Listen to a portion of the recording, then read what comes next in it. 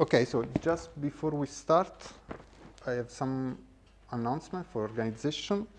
So this course is part of the PhD doctoral program, they call doctoral. So if you need a certificate of attendance, there is this paper here you can sign. I leave it there, you can just come at the end of the lecture.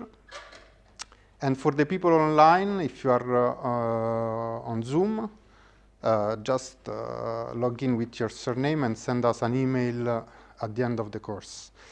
So if you are coming from, if you're not in the Institute and you want to join us, so typically the Institute has a tradition to have a lunch all together with the speaker, so do not fly away, and we will give you some tickets for the canteen so that you can come with us.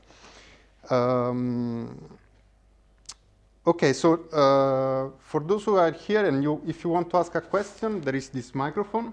So I will just throw it to you and you can speak on this and just give me it back, because otherwise it will create some noise for the people on Zoom.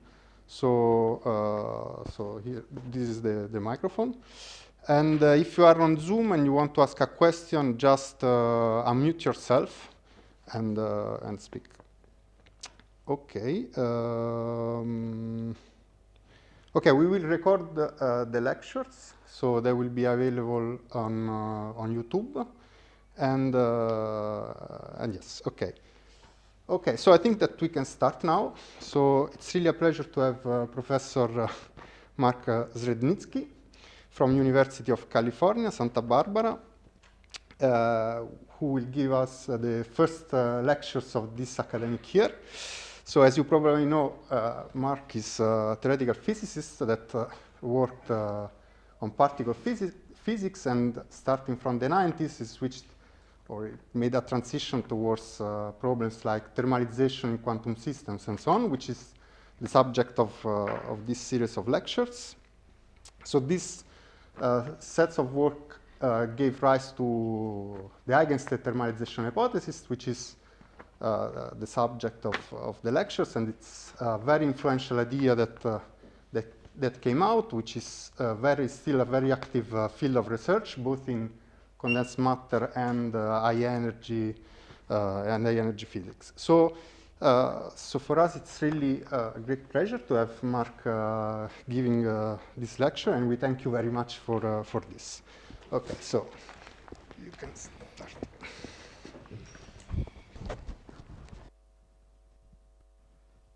Thank you. It's great to be here. I had 2 trips to Paris that had to be canceled because of the pandemic, so I'm glad the third one has finally made it. So I wanted to talk a little bit about how I got into this business. As Pier Francesco said, I think is the correct word now, high energy particle theorist. And at one point in the 90s, I got the new teaching assignments came out, and I had been assigned to teach statistical mechanics, which was a bit unusual. Usually our condensed matter theorists would teach statistical mechanics, but for whatever reason, no such person was available, and so I was asked to teach it, which was fine with me. I thought that would be fun. And so I was excited about teaching statistical mechanics, and I started thinking about the classic problems that Boltzmann and many other people had talked about. So suppose we have a box with some gas in it.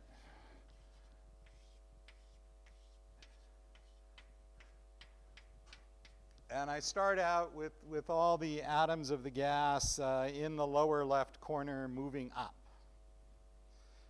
And I imagine my atoms or molecules have some short-range repulsive interactions.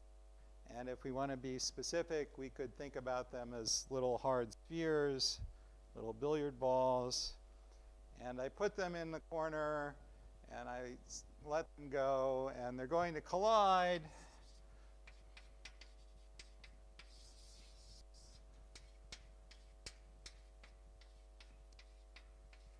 And we know that a little bit later, we should find them distributed throughout the box and with a Maxwell-Boltzmann distribution momenta. Here I'm thinking classically, so I'm not going to worry about Bose-Einstein or Fermi-Dirac statistics. I see my boxes are not very commensurate here. Let's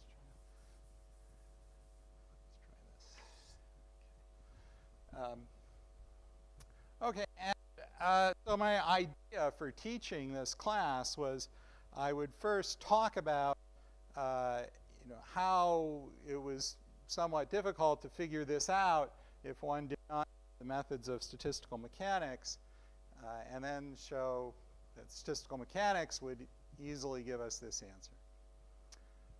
But I started to realize that I didn't really understand how one would show this. Now, I had some idea if you're thinking about everything clearly. I mean, there was some sort of magic words I could think about, like ergodicity and chaos and so on.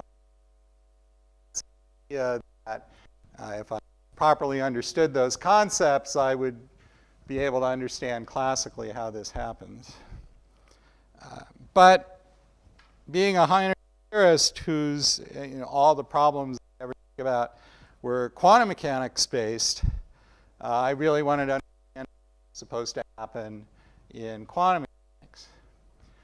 And as I thought about this, I slowly realized I had no idea. What I would want to do is write down a wave function for the atoms. I would want to start out with putting them in Gaussian wave packets, appropriate centered positions and momentum.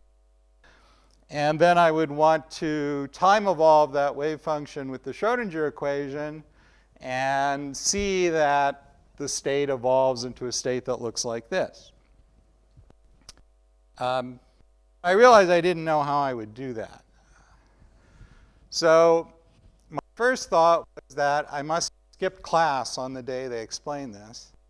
And so I went to the library to look up books where I wanted to find the explanation. But in the books, I did not find anything that I found to be a satisfying explanation. Various books would say various things. One book, I think it was Landau, but I'm not 100% sure. I haven't looked this up lately. Said, well, you might think you should time evolve this system with the Schrodinger equation. And I'm thinking, yes, that's what I want to do. But the book said, you shouldn't do that because maybe a stray photon will come along and hit your box. And if the stray photon hits the box, it's going to completely scramble everything because the photon will have some huge energy differences of the many-body energy eigenstates, which have to be very, very closely spaced. And I thought, well, yes, that's right. If a stray photon hits the box, it will scramble it, and I shouldn't use the Schrodinger equation. But I'm a theorist. I can isolate the box. I can eliminate the stray photons. And can you please tell me how to isolate the box? It's a well-defined mathematical physics problem, right? I mean, we set this up, write down the Schrodinger equation. There's some math. Math has some answer. And what did the book authors think the answer was? They really did isolate it from stray photons.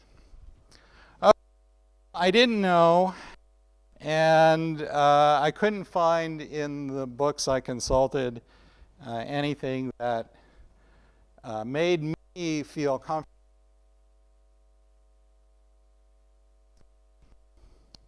And I found that really annoying. I really felt there had to be an answer to this. And furthermore, that the relatively simple, right? I mean, this is a 100-year-old problem. Somebody must have figured this out. Okay.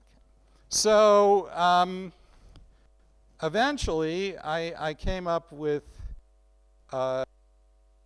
understanding that's partly grounded in quantum chaos theory, that I'll tell you about a little bit, and that to me was a satisfying answer. And so that's what I'll be telling you about. At the time, so then I go to quantum chaos theory conferences and talking about this. But there wasn't a lot of interest at first. And the big change came in the late 2000s when atomic physics experiments started to be able to test some of these things directly. And then, now that there were experiments instead of just theorists debating with each other, now there was a lot more interest. Okay, so that's the main story I want to tell you. And I want to start, though, by thinking about the classical problem. Just because we get a lot of our intuition from classical mechanics, and so it would be good to understand the classical problem. Okay, so how do we understand this? Well, first of all, one thing we can think about is that according to classical mechanics, if a system is ergodic, it means that all of phase space will eventually be explored. And so if we wait long enough and average over a long enough time, we will see the system explore all of phase space. And so we can consider a uniform distribution on phase space. Now, when I say phase space, which of course means positions and momenta, in this problem, I'm mostly going to be interested in momenta because we want to see the Boltzmann distribution emerge. And yeah, so we'll concentrate on the momenta, and I will also set twice the mass equal to 1. And so then we can ask for the probability distribution of the momentum of one particle. And let me not try to get all the constants right.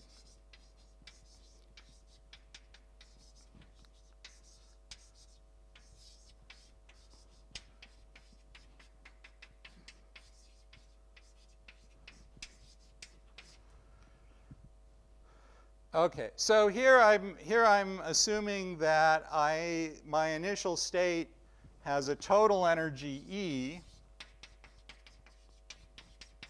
Oh, I'm not supposed to write too high here.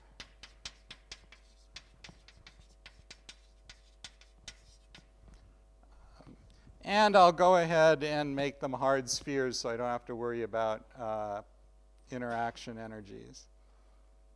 Okay, so this delta function just tells us that the sum of all the non-relativistic kinetic energies has to add up to the total energy. But now if I'm interested in the probability distribution for one of the momentum, I should integrate over all the others. Okay, well, this is a relatively straightforward integral. And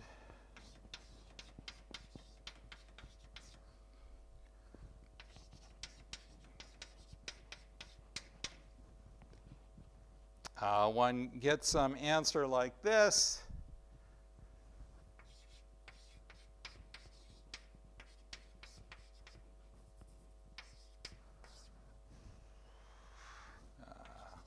basically the same exponent here. Okay.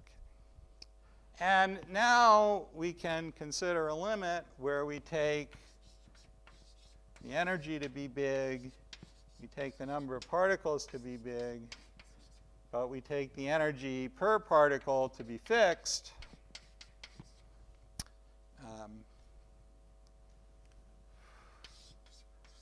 And then this becomes the Boltzmann distribution.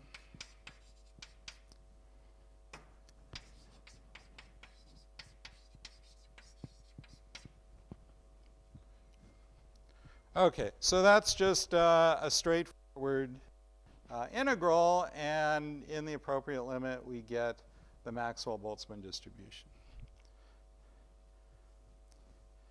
But I want to think a little bit harder about what the justification is for this uniform distribution on phase space.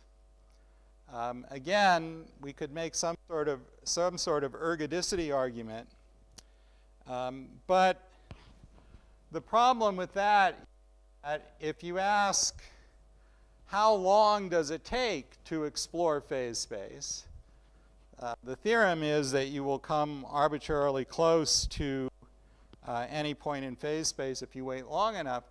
But if you figure out how much time that takes, it takes a huge amount of time, an exponentially large time in the number of particles. So we don't have nearly that much time. So ergodicity alone is not going to get you from here. It's not going to tell you that over some time scale that we might be interested in an order 1 time scale in terms of the number of particles. It's not going to tell you that you are justified in using this uniform distribution on phase space. So what is the correct explanation for the uniform distribution on phase space?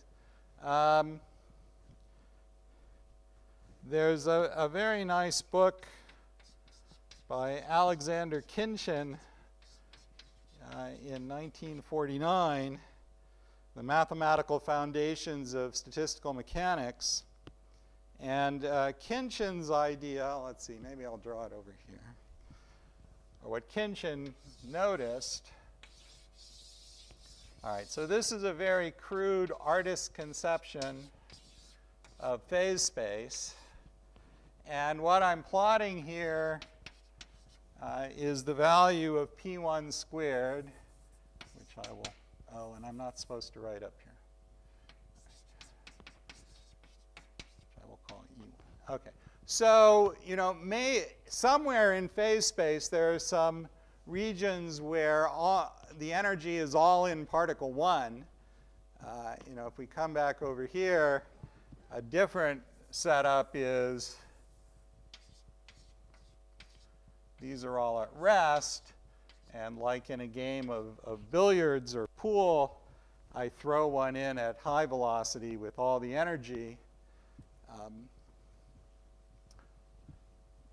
So there are points in phase space where the energy to particle 1 is anomalously large. But in most of phase space, if you look at the energy of particle 1, it will be governed by this distribution, not only from averaging over all of phase space, but if you pick a region of phase space, a smallish region, it will look like that, even in the smallish region. And Khinchin argued that this was essential for statistical mechanics to work. If this was not true, you can just make up, if you're allowed to just make up some arbitrary function on phase space, on all the x's and p's, you know, you could make up a function which looks as crazy as you want and has, you know, maybe one region of phase space where it's big and other regions where it's small, and does not have this uniform structure that a single particle energy has. And so Khinchin argued that this characteristic, this featurelessness of a variable of interest, which he defined as something that involved only a small number of the degrees of freedom. If we have n degrees of freedom, variables that involve only an order 1 number of degrees of freedom, those variables in a Hamiltonian system where the Hamiltonian is a sum of 1 and 2 and possibly higher few body terms, for such a system, the landscape had this featureless structure with the occasional sharp divergence, but over most of phase space it looked like this. Okay, so now we don't need full ergodicity. If we start out here or here, say, what we need the dynamics to do is to take us off this unusual peak and move us into the region where, the featureless region, where the variable is just being governed by the distribution that we compute from the uniform distribution on phase space. And that gives the right answer because it looks the same almost everywhere on phase space. So what we need the dynamics to do for us is, first of all, if we start in an unusual place, we need us to take us off the unusual place and into a usual place. But it doesn't really matter if the system is ergodic, as long as you spend your system spends most of its time in the typical regions, that will be good enough. Now, in practice, the systems that don't get stuck in unusual places will typically be ergodic anyway. But Khinchin's argument was that ergodicity itself is not the key feature. It's this featureless landscape of the variables of interest that's the key feature. Also, not only do we need the dynamics to take us off the unusual region and put us into the usual region, it has to do so on some reasonable time scale that's of interest to us. If it takes 1 million years to go from here to here, this is not going to be a system that we will be able to usefully apply statistical mechanics to. So that actually makes life a bit difficult for mathematical physicists who want to prove things, because typically, if I'm trying to prove something, like ergodicity, say, the actual physical timescales don't come into it. But Khinchin correctly noted that in the real world, if you want to apply statistical mechanics, the time scale for moving from the unusual to the usual regions has to be short. It should be of order 1, or certainly not scale with n most of the time. I suppose you could imagine some systems where that's still fast enough. Okay. So that was Khinchin's picture of classical statistical mechanics, which I like a lot, and I think is basically correct. But that's still classical statistical mechanics, and now we want to do quantum statistical mechanics.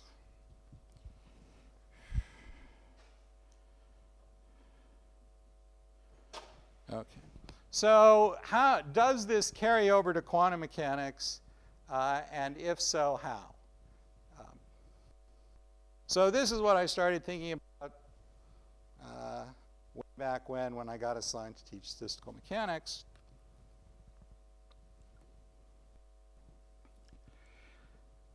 And so it seemed to me the right thing to think about quantum mechanically was, what does an energy eigenstate look like? If we really had, as we do in the classical system, a well-defined specific energy, in quantum mechanics that would translate to an energy eigenstate. So what does an energy eigenstate look like? Yeah. Yes, what was Kinchian's argument based on? The argument that phase space has this structure. I mean, Kinchian's argument was based on looking at a Hamiltonian that's a sum of, say, one-body and two-body terms, and then demonstrating mathematically that the phase space had this structure. I'm being vague about the precise statement, but we could do things like put bounds on fluctuations in regions of specific size, for example. Does that answer the question? Yes, all right, but what was the, let's say, localization coming from? Where was it coming from? I'm sorry, say it again? Well, where are the features, like that kind of localization that you drew? Where are they coming from? I'm not quite sure what you mean by localization. The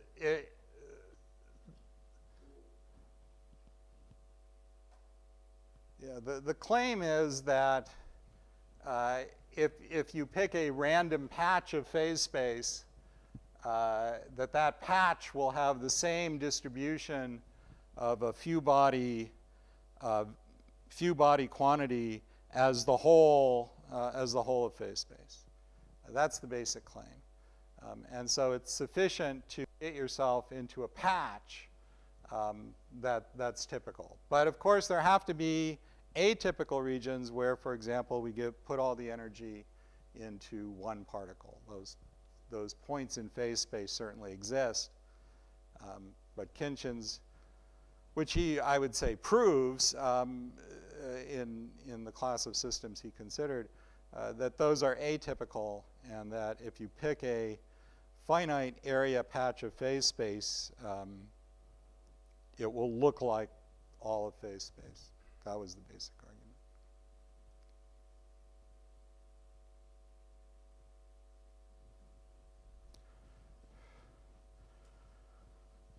argument. Okay. So we can move on to considering quantum mechanics.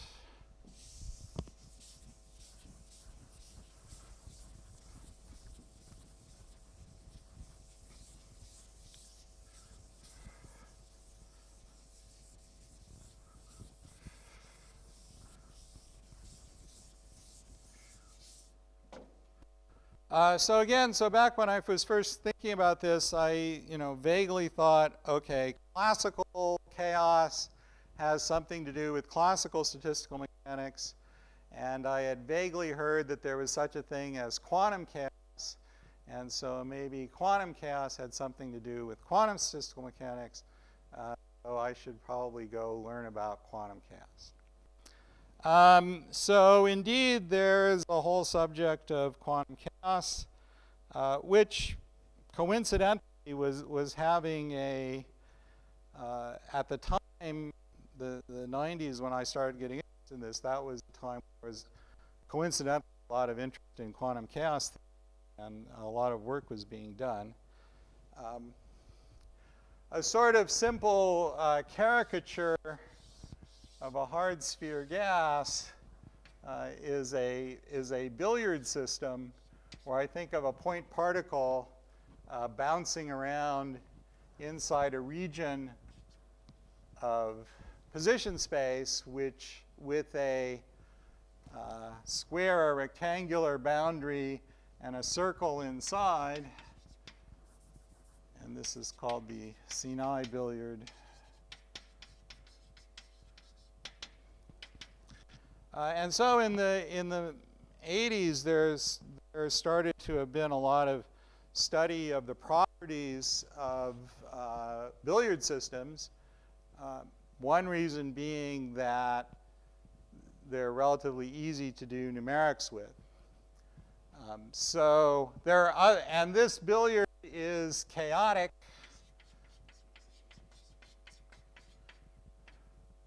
And without trying to be extremely precise about what that means, a key feature of a classically chaotic system is that if you start out with two nearby trajectories, they will start diverging exponentially in time. So some measure of distance between trajectories grows exponentially in time. And the Sinai billiard is known to be fully chaotic, meaning that anywhere in phase space you might start, the trajectories will diverge exponentially from each other. This is non-generic. If you just write down some Hamiltonian and you don't have a feature like hard walls, you will very likely write down a Hamiltonian with a mixed phase space in which some regions are chaotic and others behave integrably, meaning that, roughly speaking, the points don't diverge, trajectories don't diverge exponentially. And this is a very complicated subject. But as an example, we can concentrate on the billiards. This is sort of the simplest caricature of a hard sphere gas. The hard sphere gas, by the way, once you have more than one moving particle, it becomes much harder mathematically, and it's still not known if the hard sphere gas is classically chaotic everywhere or not, although that would certainly be the naive expectation. Other billiards that got studied a lot were the stadium billiard, which is two semicircles connected by straight walls. The cardioid billiard. And all of these, oh, I can't spell, cardioid. And all of these have been proven to have chaotic classical motion. Okay. And now we could ask about the time-independent Schrodinger equation, the energy eigenvalue equation inside this billiard, one of these billiards. So we just have, again, setting all the pesky constants to 1.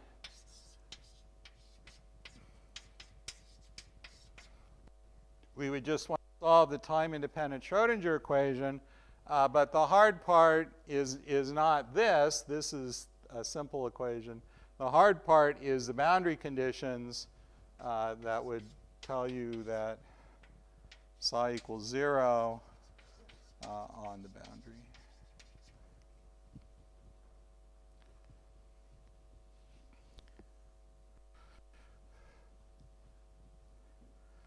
There's also a technicality which I'll just briefly mention, which is that these billiards that I've drawn here, they all have discrete symmetries. And generally, we want a system without a discrete symmetry. So the thing to do in the Sinai billiard is to take a 1/8 slice, and on these boundaries, we would have, this is the Dirichlet boundary condition. But on these reflecting surfaces, we could either have Dirichlet or Neumann boundary conditions, either requiring psi to vanish or its derivative to vanish. And that's, one wants to work with the desymmetrized version for various technical reasons that I don't want to go into. Okay. So if we wanted to solve this equation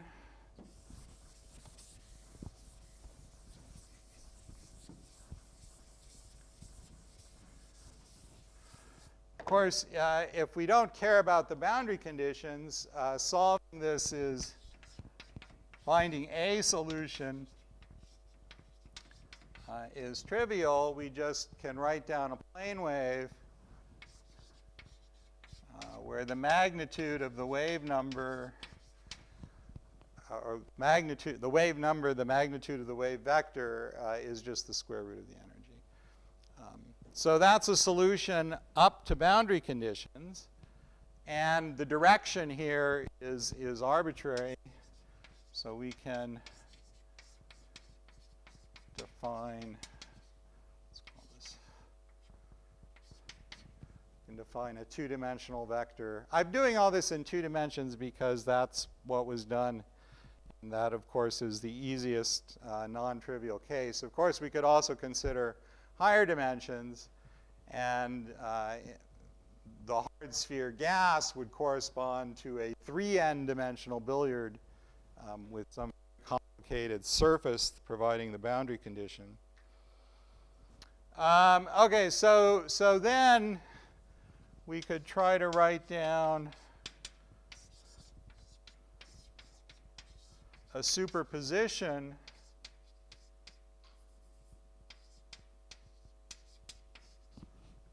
of these plane waves where every wave vector has the same magnitude that's fixed by the energy, but we superpose them with some different constants. And here I've written it as a sum. We could also think of it as an integral. But one numerical technique that we used a lot is to literally do this with a bunch of discrete angles, sum these up, try to vary the c's to get the wave function to vanish on the appropriate boundaries, or maybe its derivative if we're doing this. And if you can do it, then you have found an energy eigenvalue. And if you can't, then you change your energy a little bit and try again.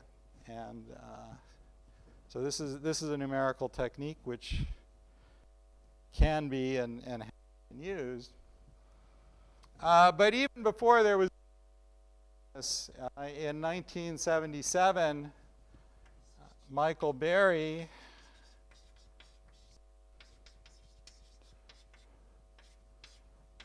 made a conjecture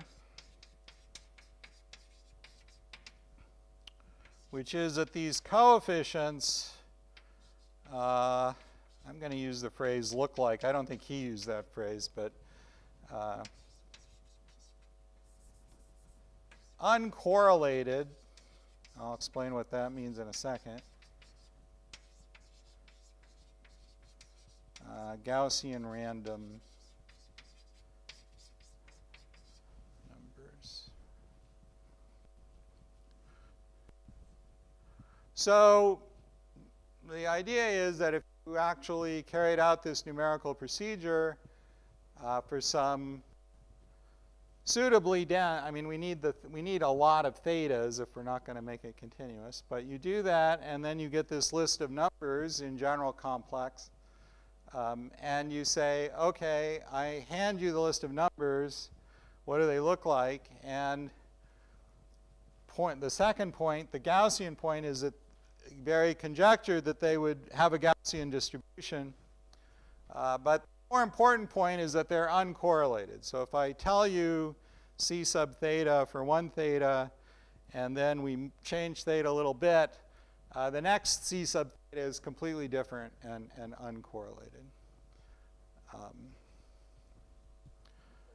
Yes?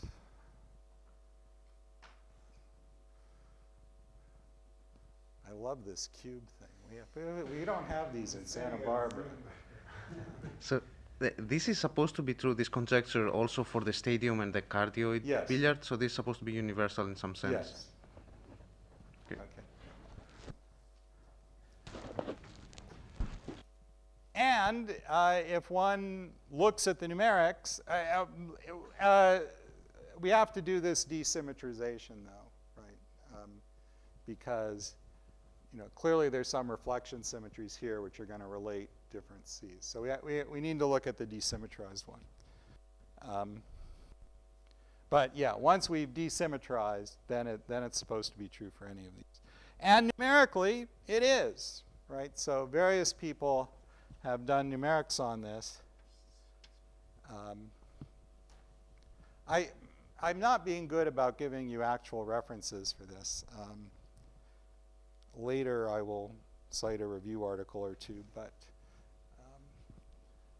I'm just concentrating on telling the story. Okay, so they are Gaussian, which is sort of not so important. The important part is that they are uncorrelated. And so we can think of them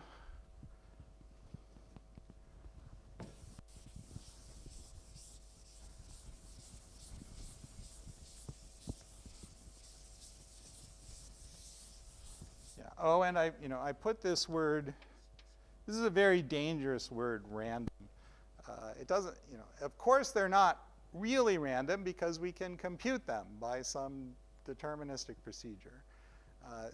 A better word would be pseudo-random. So we all know about pseudo-random number generators. One way to think about this is that this is a system that generates pseudo-random numbers that have a Gaussian distribution and are uncorrelated with each other. So even though they are deterministic, and in the sense that we can calculate them for a given billiard, it's useful to think about them as having been drawn from some Gaussian distribution and to define an I'm going to define an overbar to be an average over the fictitious, because it's not really there, right, distribution of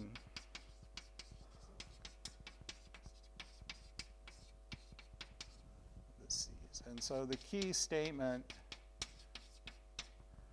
oh, I didn't leave myself enough room, is, and again using the discrete notation, is that these are uncorrelated.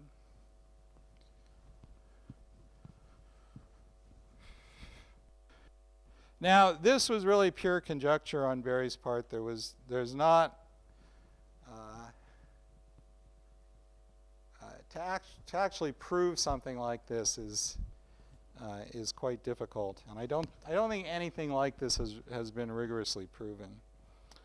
Another way to think about this, which is useful, to go beyond billiard systems and to think more generally about classical systems with phase space, is to think about the Wigner function. Again, I'm going to set h bar to 1. So the Wigner function is a function on phase space that's supposed to be, well, it's a candidate. Here I'm doing it in 2 dimensions.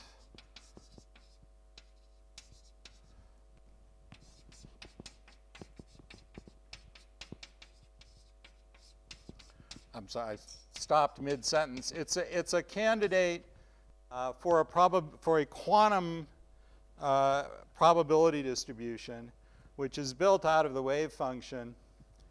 So we have psi star psi, but we point split it. There's a central point x, and that's the x argument here. But then we've separated the 2 points by a distance s, or a vector s, and we're going to Fourier transform on that vector to p to get the momentum. And this is almost a probability. You can show that it's real. The problem with it is that it can become negative. And so, of course, since it can become negative, we can't think of it as an actual probability. Now, there are various other things you can do. You can do some Gaussian smearing on x and p, and that gives you something called the Husimi distribution. This is an attempt to construct something which is as close as possible to a probability distribution on phase space. Of course, in quantum mechanics, we're essentially defeated by the uncertainty principle that says we don't really have a precise x and p simultaneously. So you can't really make something that does everything you would like it to do. But this is pretty close. OK. And the Wigner function has some nice properties. If we integrate over the momentum, we just get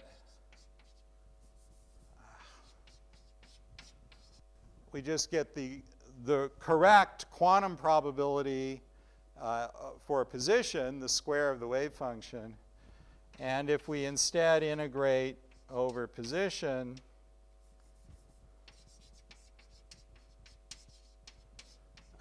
we get the Fourier transformed momentum space wave function squared, so we get the probability distribution on. So the integrals have the correct, did I do this right? I think I did it right. Have the correct probabilities. So that's kind of nice, but again, it can become negative, and so it can't really be a probability. Nevertheless, so if we apply that to our Billiard wave function,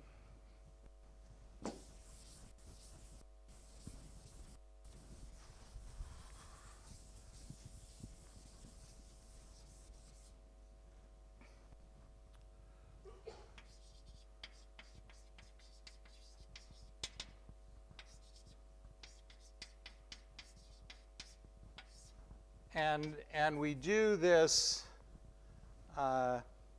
statistical averaging over the C's, we'll find out that we do indeed just get the momentum squared has to be the energy, and there's no other structure.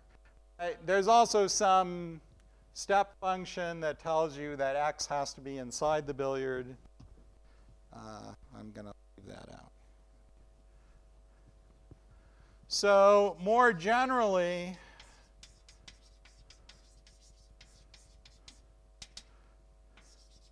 the statement is that in a chaotic system, you can expect to have some sort of generalization of this where maybe plane waves aren't the right thing, but that, and again, I'm going to write proportional here so I don't have to get all the constants right.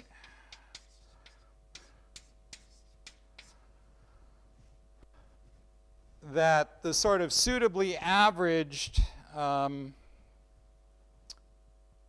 function just is a delta function that tells you the Hamiltonian has to have the correct energy, where this is the energy. We're doing this for an energy eigenfunction, so it's labeled by the energy. And this is just the constant uniform distribution on phase space, the Liouville distribution. In a system with many degrees of freedom, we would call it the microcanonical distribution on phase space. So the basic idea is that in a quantum chaotic system, we can think of energy eigenstates as having some random character in the sense that they're going to be superpositions of suitable functions with some superposed with some numbers that look like they were selected randomly, and such that if we do some sort of averaging over these numbers, the Wigner function, which is the thing that is trying to look like a probability distribution on phase space, will just be a Liouville microcanonical, whatever word you want to use for it, distribution. Yeah. Oh, the cube. This is so great. For your more general setting, you are starting with a quantum system, quantum Hamiltonian, and Yes. here you write a classical one. So. Yes, so we have to worry about, in principle, we have to worry about operator ordering issues and so on here. And the idea is that we want to be at a point or at a high enough energy where those differences don't matter. So I'm being a little bit vague here. Okay. There is a precise technical version of the best classical Hamiltonian here, which is something called the Weil symbol of the quantum Hamiltonian, which is basically a certain operator ordering prescription. Okay.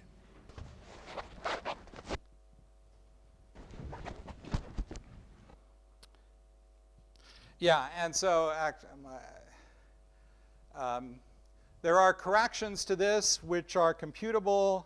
There's a whole formalism, a semi-classical formalism that basically starts with looking at the time evolution operator, e to the minus IHT, and then Fourier transforming from time to energy, and doing all sorts of integrals that one has to do semi-classically by stationary phase. And one, in a chaotic system, one gets this as a first term. And then there are corrections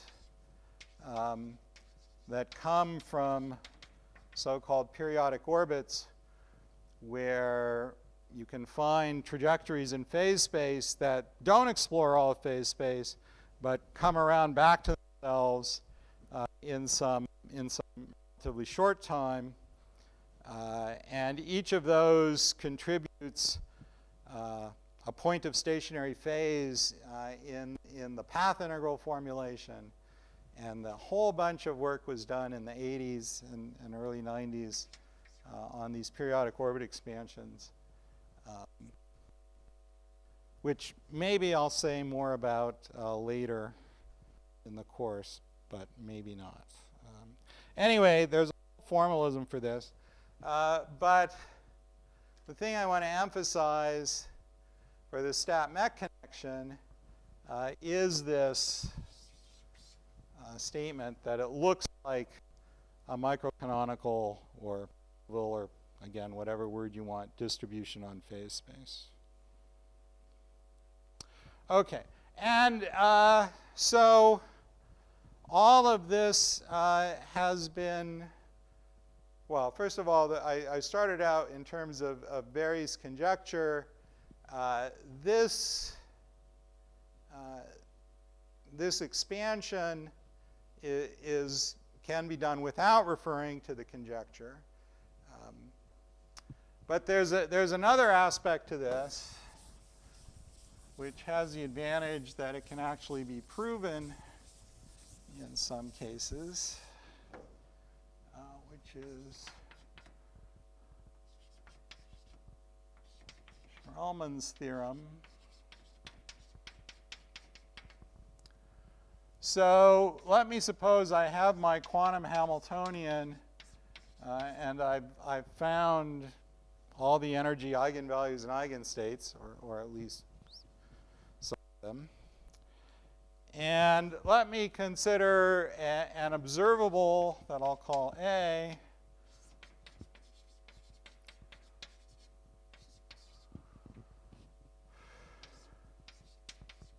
And this is this will just be a function of x and p, and with no h bars in it. So I'm setting h bar to 1, but you know, this should be something that makes sense classically. And again, if we have x's and p's in the same term, we have to solve the operator ordering. Well, we have to declare an operator ordering, so I will assume an operator ordering has been declared. And then if we now look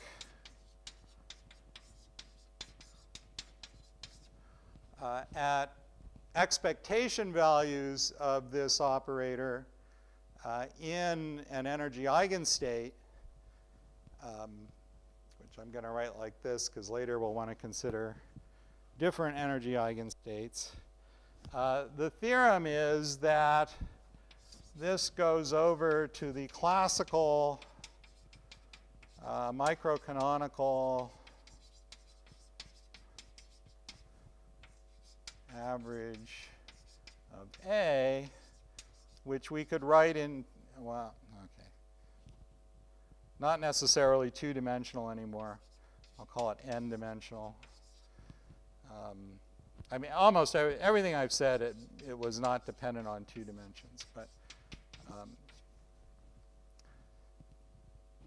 let's see. What do I want? I don't want this here.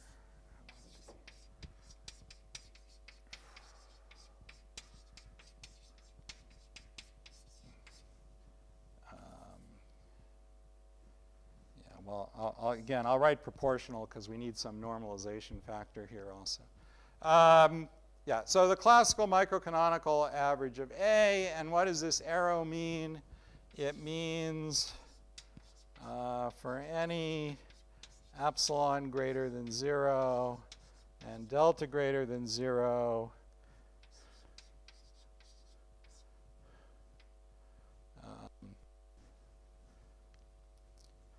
I need to give this a name. I'm going to call this A classical.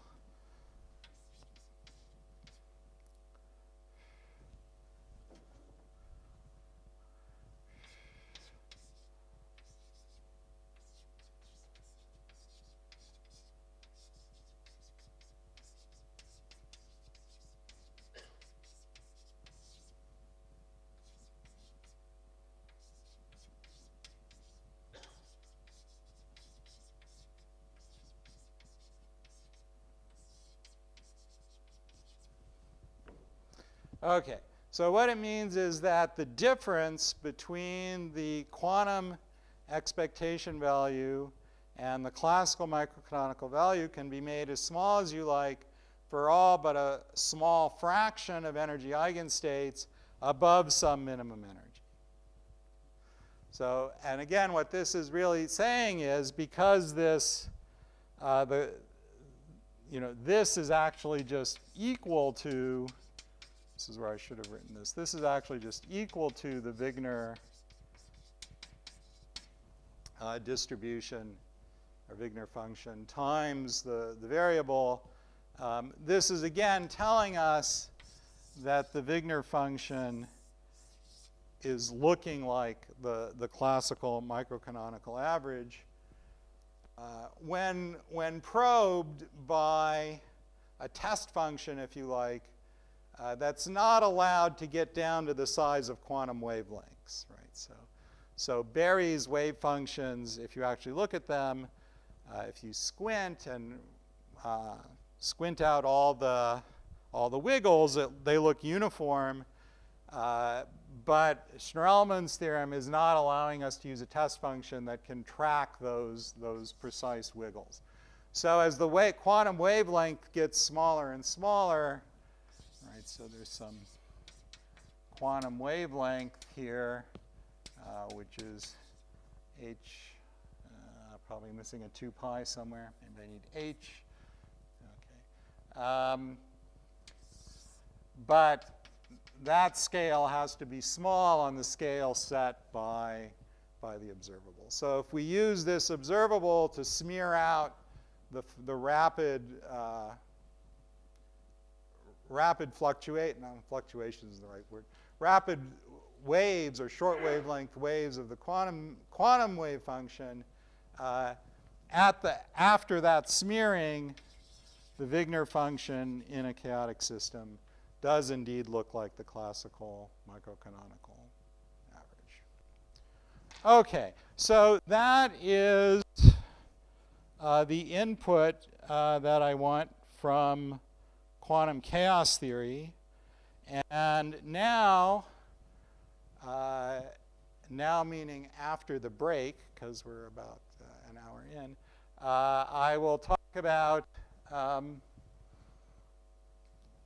applying these ideas to the case of a statistical mechanical system where we explicitly want to consider many degrees of freedom. And we will break for how long? 15 minutes. All right. Any questions at this point?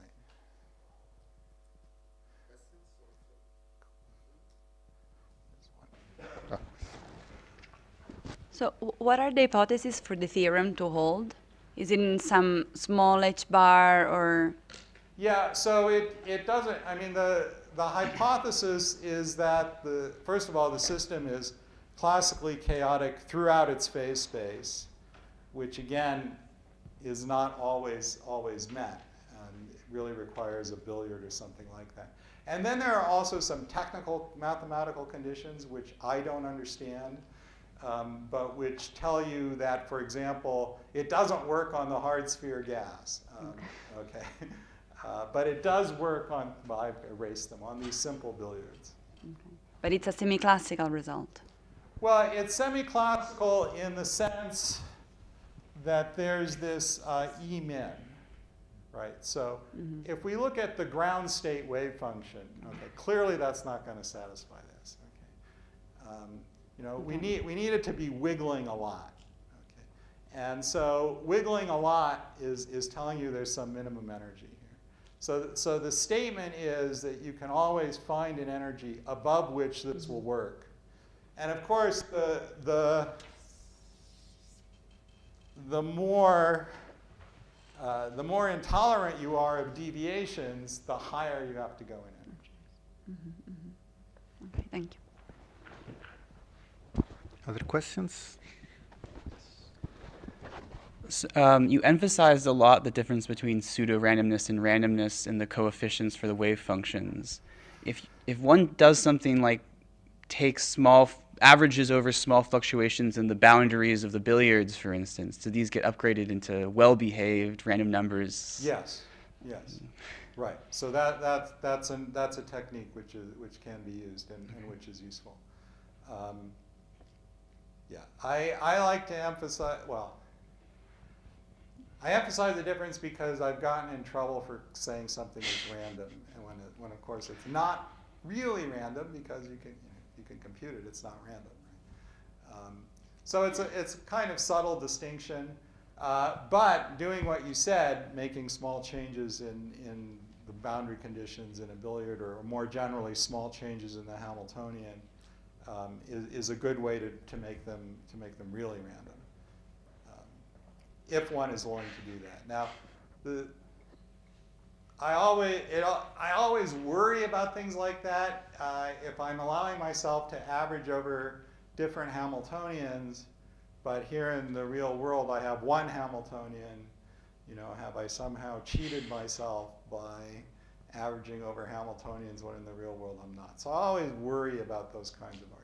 Well, every time you have your experimentalist friend construct a nice little billiard rink, they're going to make small differences in each round. Sure, yeah.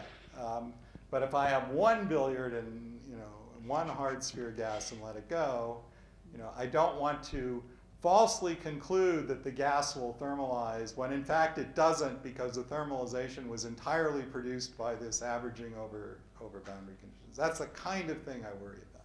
Sure. Thank you. But, yeah. Other questions? Yes. You mentioned that the Wigner distribution, or the Wigner function, can have possible negative signs. Does this infect any of your definition of the averages, where you use W as an no, I mean in this suitable limit where we set a minimum value, the negative regions will be rare, and so will not contribute much to. Point to the right thing, will not contribute much to this average. So the statement is, you know, in the suitable, when you set a minimum energy, one of the things that does for you is make the negative parts rare enough that they don't change this value.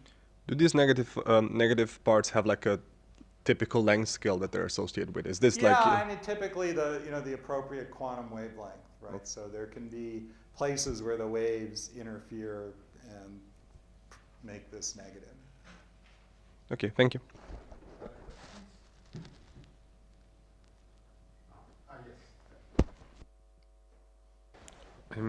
Can we think about like Berry's conjecture as more like something allowing us to say whether a quantum system is chaotic or not? Like if I take my wave function and I look at the Fourier coefficients, if they are random, then I can call my system chaotic. Yeah, so there, you know, there was historically a long debate over what is quantum chaos, and Berry himself did not like the phrase quantum chaos.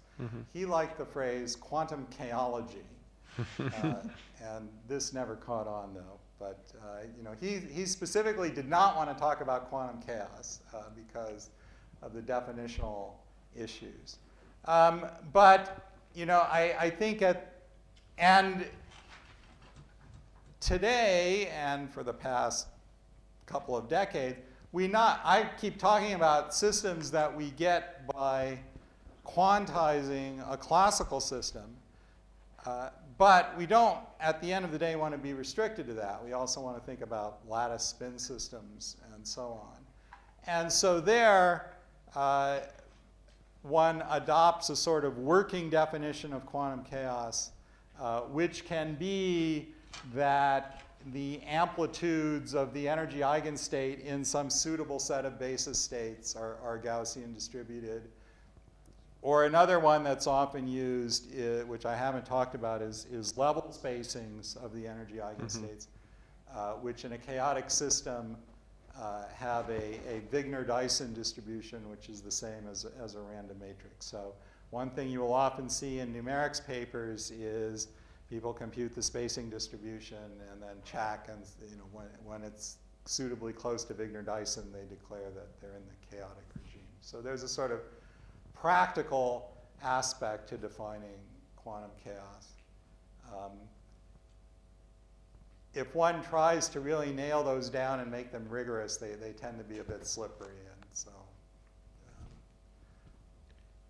And there are no like specific connections between one of all of these conjectures, like one implies the other doesn't imply. Yeah, I mean, it's very hard to prove any of these things. I mean, one problem with proving it is that it's false, in that there are known counterexamples, right? Yeah. So there are things called arithmetic billiards, which you get by modding out a hyperbolic plane by some discrete group, and those turn out to have a secret set of infinite conservation laws, and so the energy statistics are Poissonian in that case instead of Wigner-Dyson. Yet those things satisfy all the other definitions of chaos that you would want. Okay. So you can't prove that every chaotic system has a Wigner-Dyson distribution because it's not true. Many years ago, Zernbauer suggested that the right thing to do is not to consider specific Hamiltonians, but to average over a set of Hamiltonians. And he thought it would be possible to prove Wigner-Dyson statistics if you averaged over small regions of parameter space of Hamiltonians where you shrank the region to 0 according to some power of h bar. And so, but you're not allowed to shrink it all the way to 0 because then you can land on one of these points where it goes wrong. So the actual precise things one can prove are, and Zernbauer outlined some 10-step proof that one could do in which each step was very complicated, and as far as I know, no one's done any of them. But so there's probably something that could be proven with enough effort, but it has to allow for exceptions. Thank you. Yeah.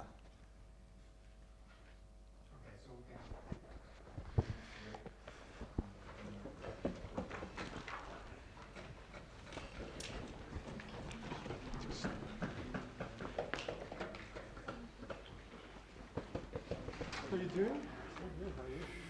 Nice to see you again. Yeah. Nice to see you. Hope you're doing well. Congratulations on the paper. Many congratulations. Oh, Zirnbauer. Z-I-R-N. Z. No, it's one name. I think Z-I-R-N-B-A-U.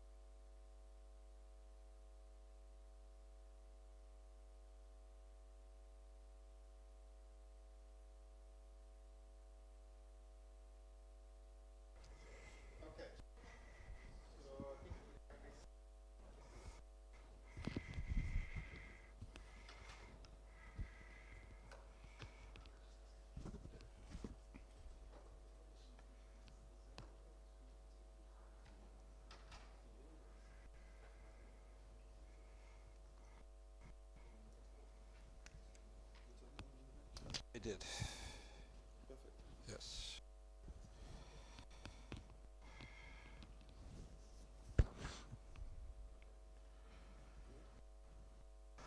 Okay. So far I've been talking about various aspects of quantum chaos theory, and the main takeaway from that I want to focus on is the idea that in a chaotic system, which for now has been defined as something we got, a quantum system that we got by quantizing a classical system, although we'll want to generalize away from that. But the idea is that an energy eigenstate looks like a microcanonical distribution on phase space. And if we now consider a many-body system with n standing for the number of degrees of freedom in some way, the energy eigenstates will now look like states of thermal equilibrium. And one advantage of large n is that microcanonical and canonical averages differ only by 1 over n, so we can not worry about, if we're not concerned with 1 over n differences, we can think of canonical and microcanonical the same. And I'll come back to that in a bit. So what this means is that diagonal matrix elements, so again, using Greek letters to denote energy eigenstates,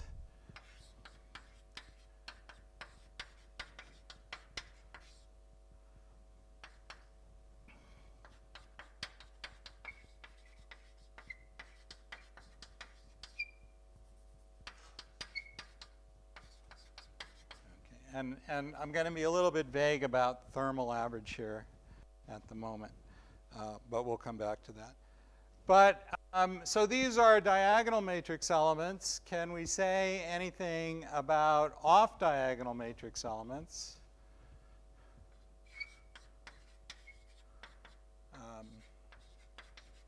Again, same notation.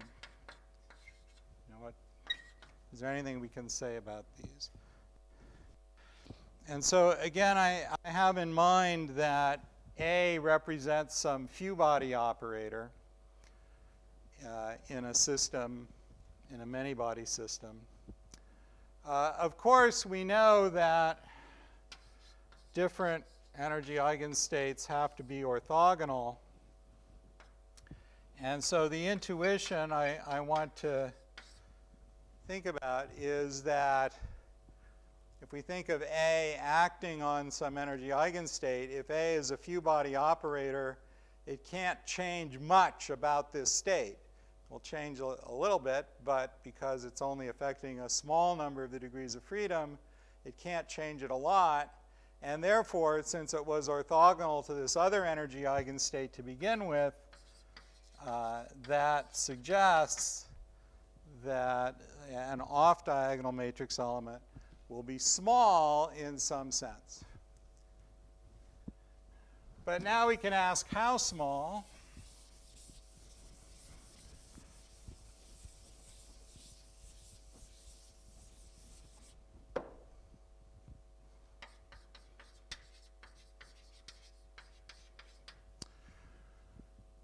And a way to get a handle on that is to consider a diagonal expectation value of the square of the operator. So again, I have in mind that A is a few-body operator. So A is in some sense order 1, where here I'm not supposed to write too high. This 1 means really n to the 0, a power of, it has a few degrees of freedom in it. And so, of course, squaring it is not going to change that. So A squared should also be order 1. And so this number should be order 1. But now we can insert a complete set of energy eigenstates.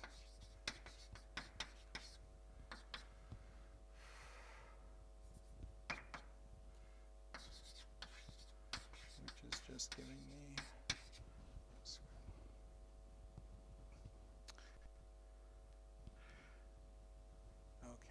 okay. So now we have a sum here of course, an infinite number, or at least a very large number, exponentially large in n if we have a system like a spin system, infinite if we have something we got by canonical quantization.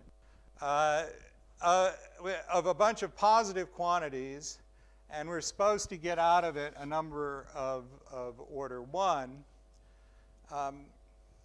We can imagine that these off-diagonal matrix elements, if the two energies are very far apart, that this will get even smaller, and so maybe it goes to 0.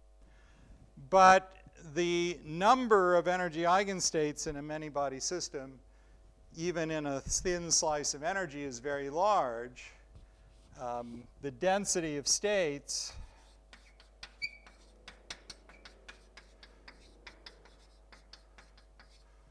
which we could think of as a function of energy as a sum of delta function spikes. If we smooth this out so it's not spiky, sorry, I'm doing a lot of squeaking here. This is exponentially large, and we can identify the exponent as the thermodynamic entropy according to standard statistical mechanics.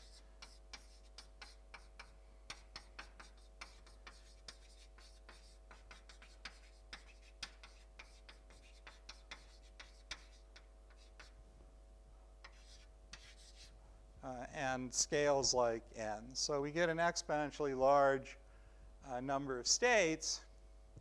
So effectively here, even if we confine ourselves to a relatively thin energy band, we have an exponentially large number of states, but we're supposed to get a number that's order 1. So how can that happen? Well, one way that it could happen is that most of these are 0. And that's what happens in simple integrable systems, non-interacting integrable systems, where the few-body operators just change a small fraction of the quantum numbers that label the state. And so most energy eigenstates have the other unchanged quantum number is different, and so a lot of these are just 0. But in a chaotic system, there aren't supposed to be any conserved quantities other than the energy, and so there's no reason to expect a lot or even really any of these to be 0. And if they're not 0, and there are a lot of them, they must all be very small.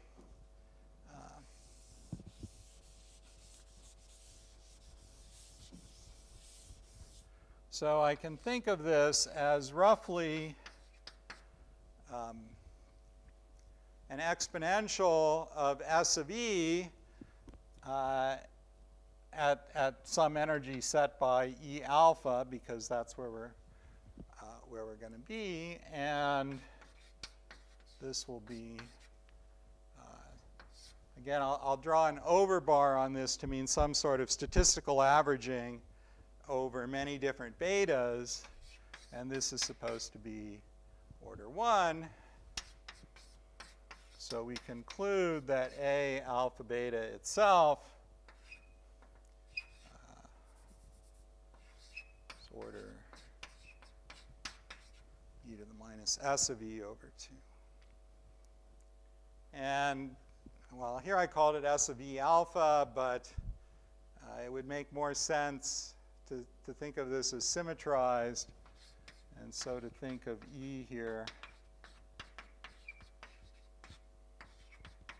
as sitting in between the two energies.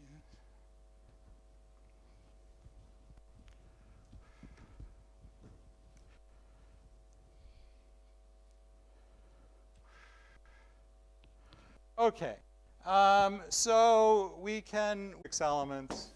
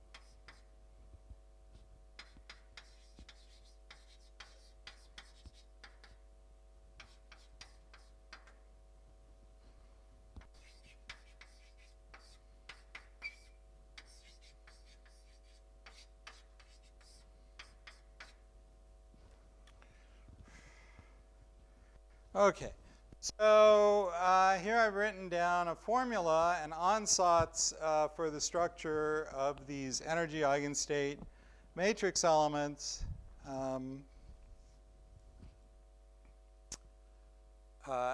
an observable that I want to think of as a few-body observable. And so there's a diagonal part and an off-diagonal part. This is some smooth function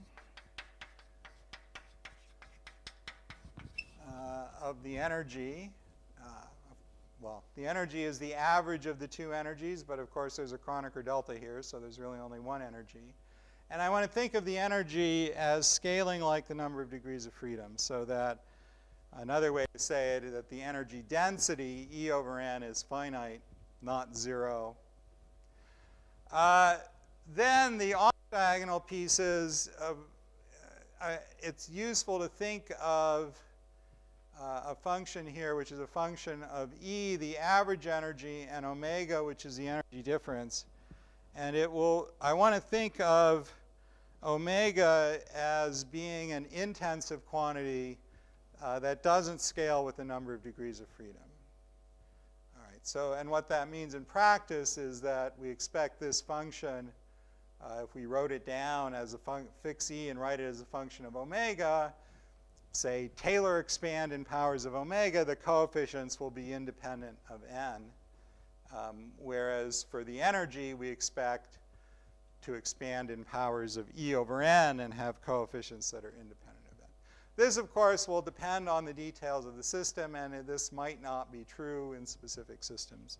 But the idea here is that omega is going to be something related to frequencies of, say, collisions of particles, and that the collisions of the particles are occurring on a mean-free time scale, which is not going to scale with system size.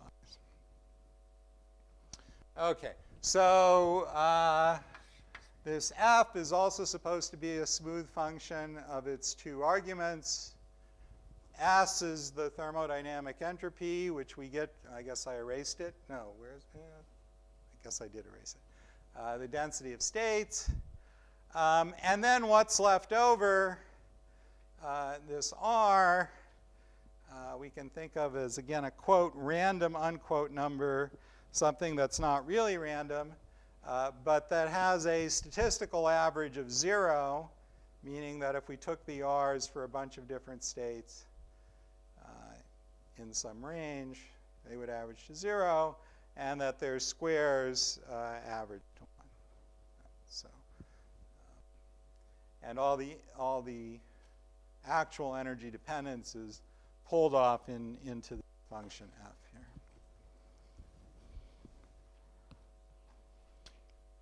Okay, so what does this ansatz do for us?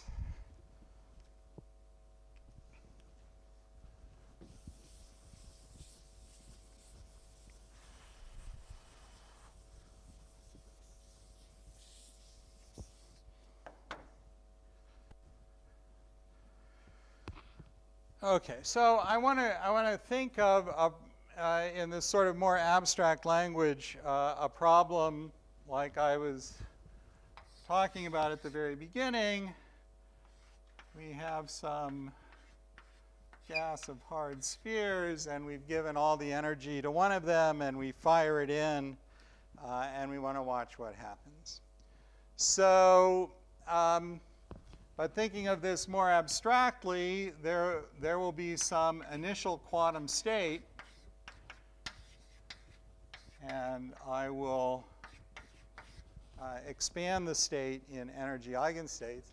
These C alphas have nothing to do with the C thetas earlier, a completely different thing. So these are just the coefficients in the energy basis, and we'll assume the state is normalized to 1 in the usual way. And now, the nice thing about energy eigenstates is that it's trivial to time evolve them, at least formally. We just throw in these extra phase factors. Okay, but now the idea is that my operator A is going to be something like the energy of this one particle. And so I want to track the time-dependent expectation value of A as a function of time. Okay. And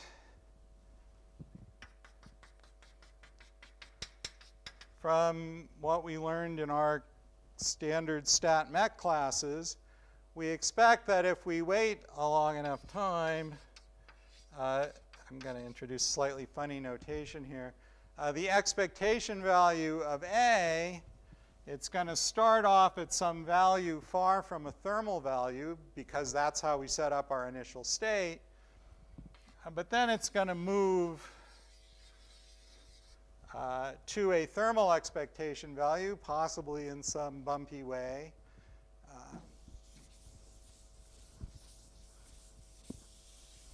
And the thermal expectation value, again, because we're at large n, we don't have to worry too much about whether we mean microcanonical or canonical or whatever.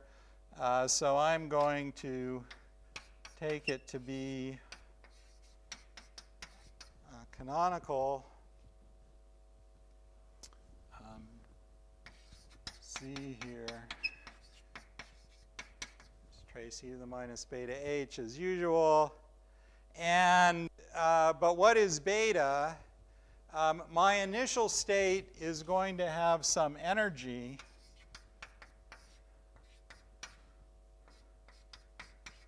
that we could compute by taking the expectation value of the Hamiltonian. And again, I want to assume that I've chosen my initial state to scale with n. Another thing I want to assume about the initial state is, first of all, any initial state except an energy eigenstate has some quantum uncertainty in the total energy. And I want to assume that that uncertainty in the total energy is suitably small. So we can define a delta E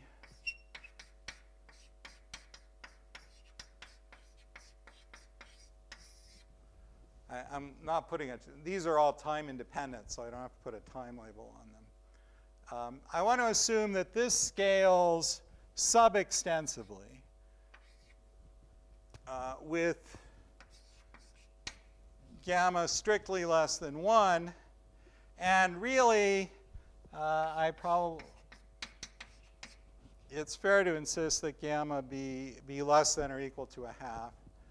The reason, if you did this calculation for a thermal density matrix, if you said your quantum state was e to the minus beta h as a density over z as a density matrix, and you chose beta to be a number of order 1 in terms of powers of n, then the energy naturally comes out n, and the uncertainty in energy comes out the square root of n, so gamma equals a half.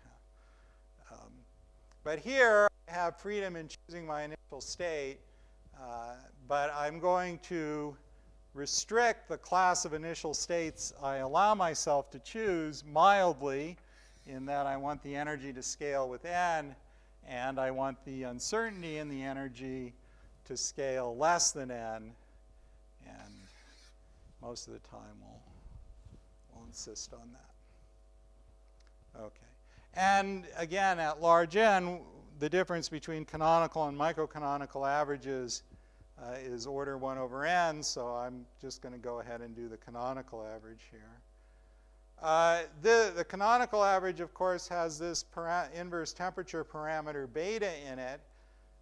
Beta, we want to choose a beta such that we get the correct energy. So beta is fixed by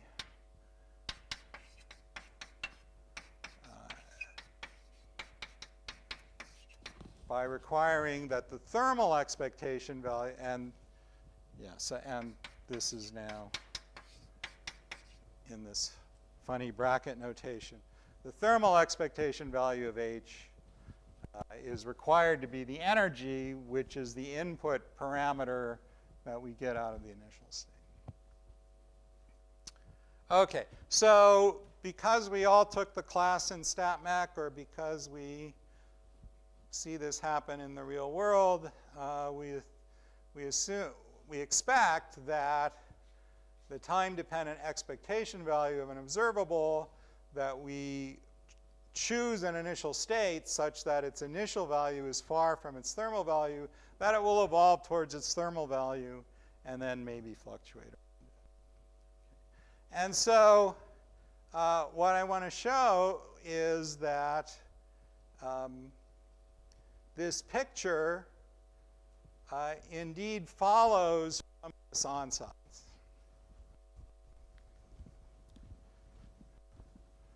Okay, let's see. What can we erase here? I know I just wrote this, but okay, so I won't write. Okay, so we can now just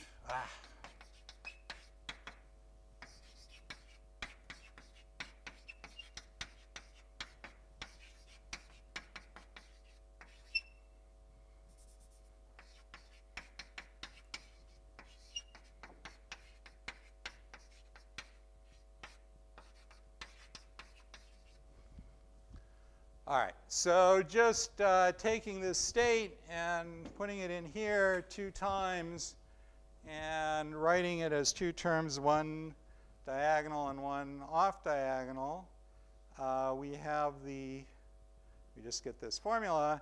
And so what we would like this formula to reproduce this picture.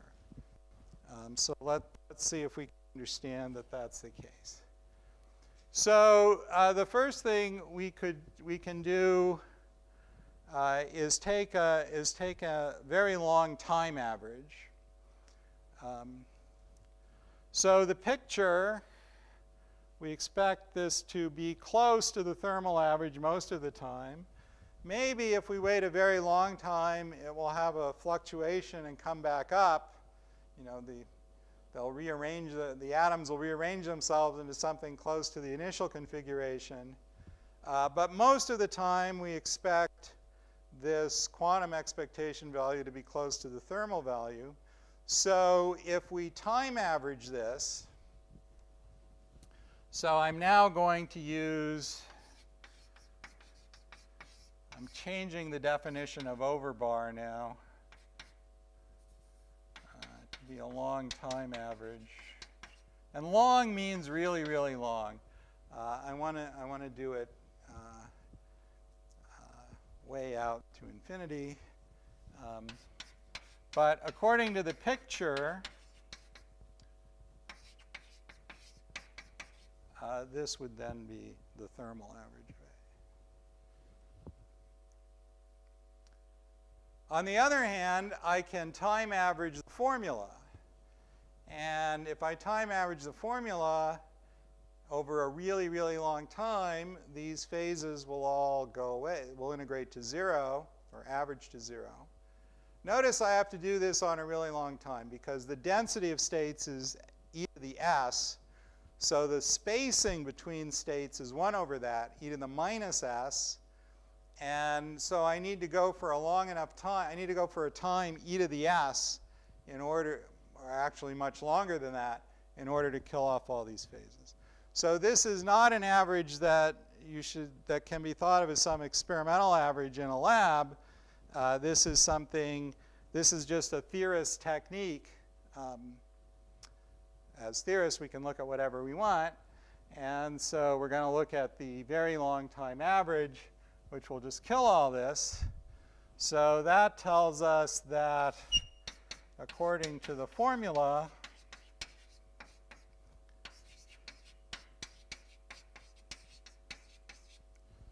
we get this.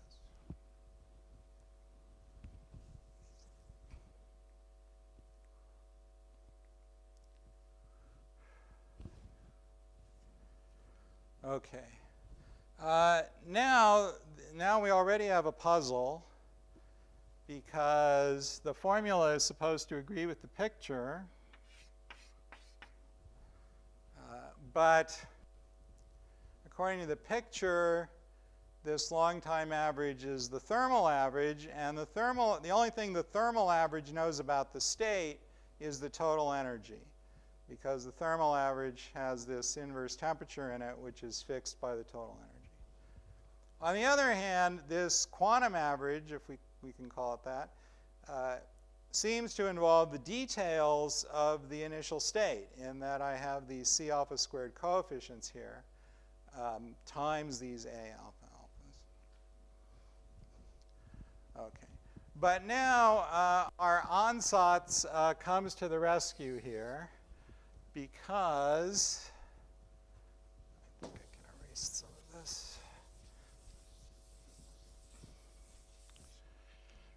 this. These A alpha alphas are a smooth function. So if I plot A alpha alpha versus E alpha, it looks something like that.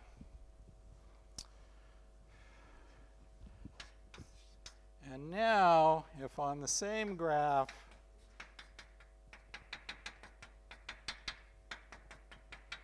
I plot a bunch of C alpha squareds, those are allowed to jump around a lot. but they should be giving an energy uncertainty of delta E, which, remember, we want to think of as suitably small, no more than a square root of n. So on the scale at which these A alpha alphas are varying, which is a scale set by n, this width in energy that's set by the C alpha squared's width we can think of as small. And so what that means is when we do the, where did it go? There it is. When we do this sum over the range of C alpha squareds, this A alpha alpha is effectively constant. And so I can just take it outside.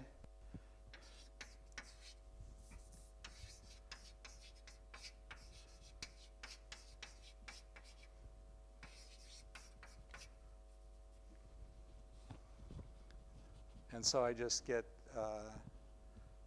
the value of A of E, just this projection over here.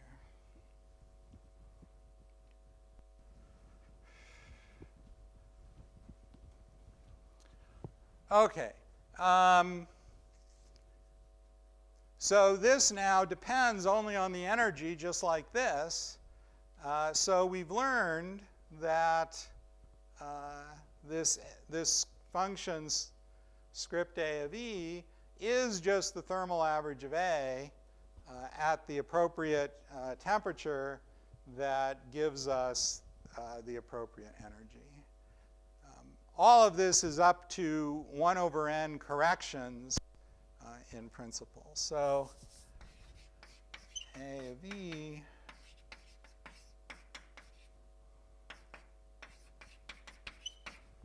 up to 1 over n correction.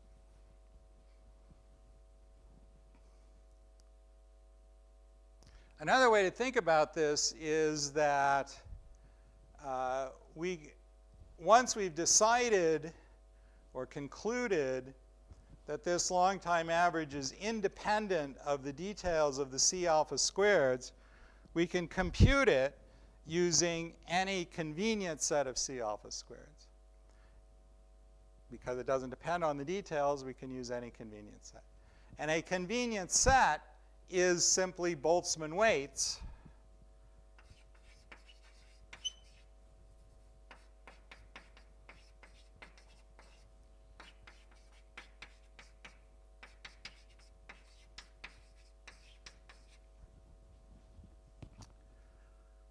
Now, if you just look at these, it doesn't really, it doesn't look like this picture, right? Because if I plot the C alpha squareds on this picture, they're just exponentially decreasing.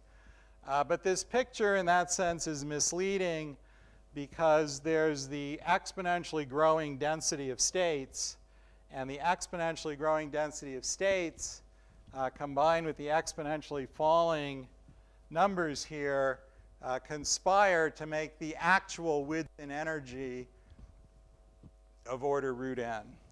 So Boltzmann weights, defined in this way, that's a set of C alpha squareds which satisfy our criterion on the expectation value of the energy and its uncertainty.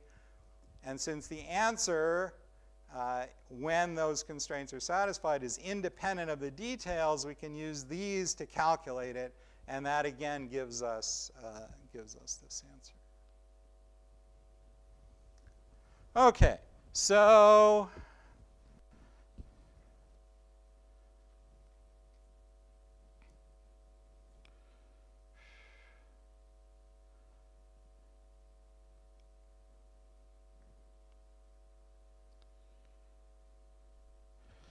okay. So we can also we can try to do this a little more precisely.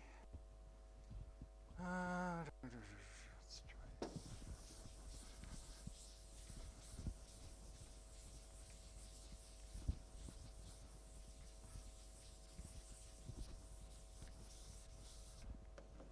So if I think of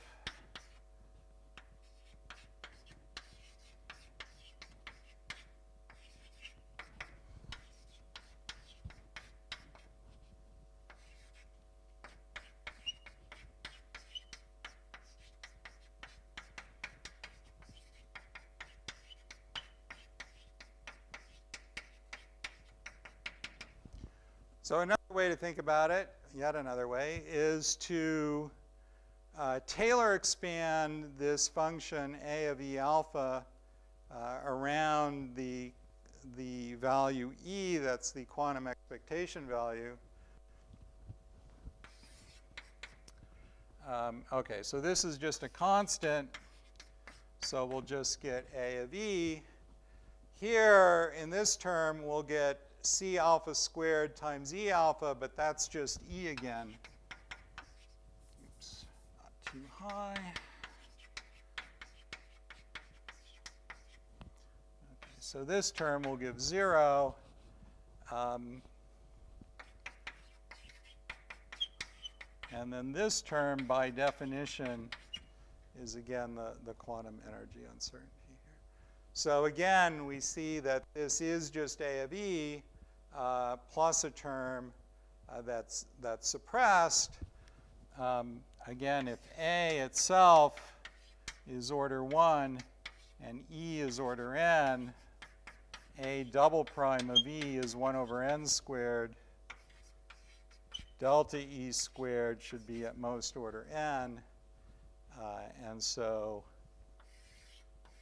this combined is order 1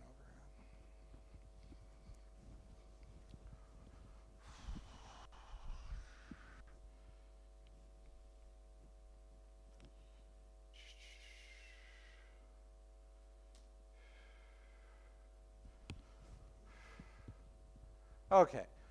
So I keep saying the same thing over and over in different ways. The conclusion is that in this ansatz, this function, the diagonal matrix elements,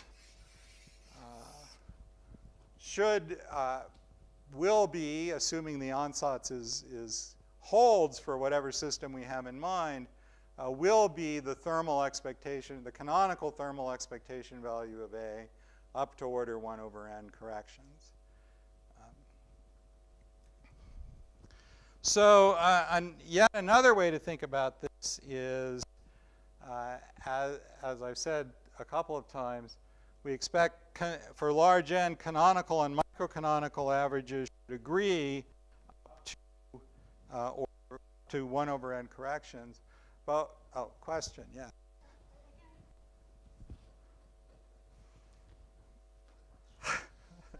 The question, I guess, is related, so I could let you finish.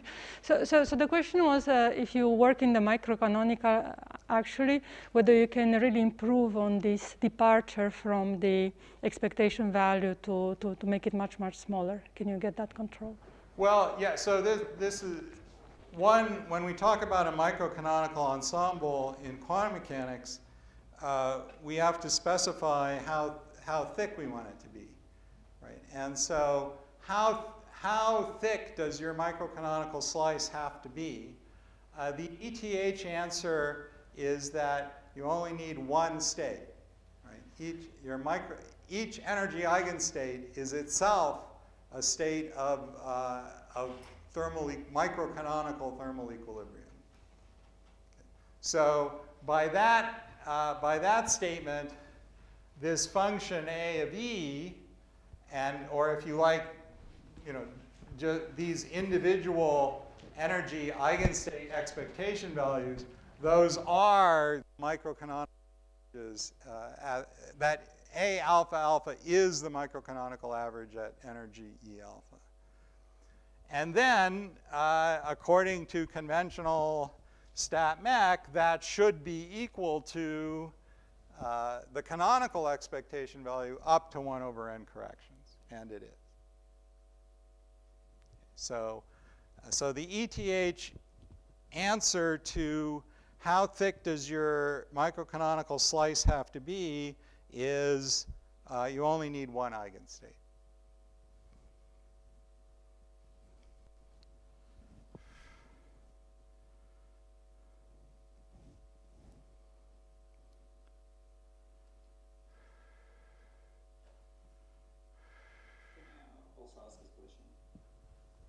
Yes, please. Yeah, so there is another context how to speak about quantum chaos.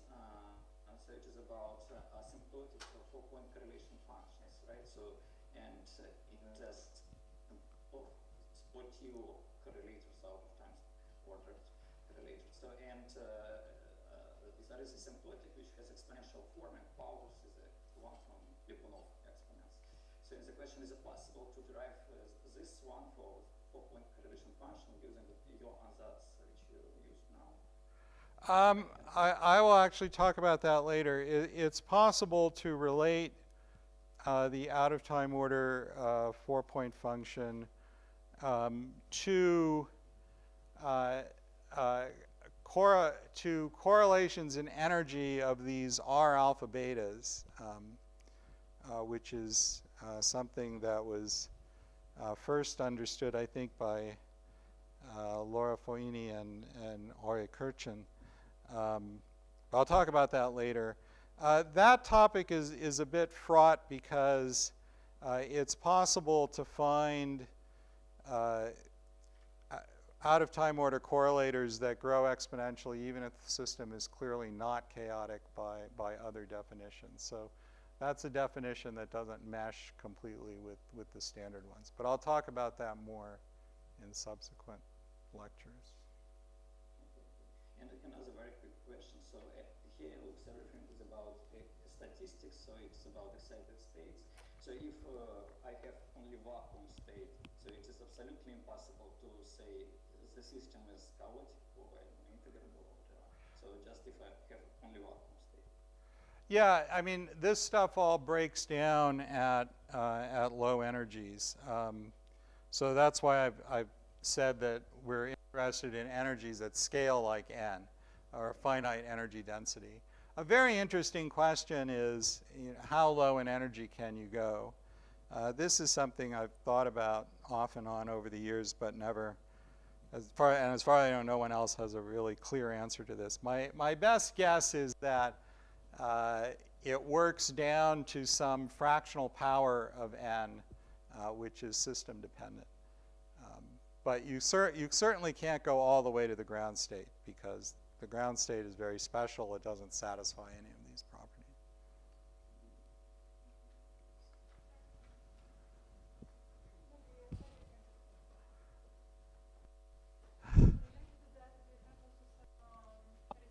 On what your observable A's have to satisfy? Yes, well, right. So you can certainly invent an observable that does not satisfy this ansatz, right? If by observable you mean any matrix you can write down in the energy basis, the vast majority of such do not satisfy that. So the idea is that A has to be something that has some physical definition, and I like to think of it as involving a small order 1 number of the degrees of freedom. So clearly, if you allow arbitrary all or a large fraction of the degrees of freedom, you can write things down that don't obey this.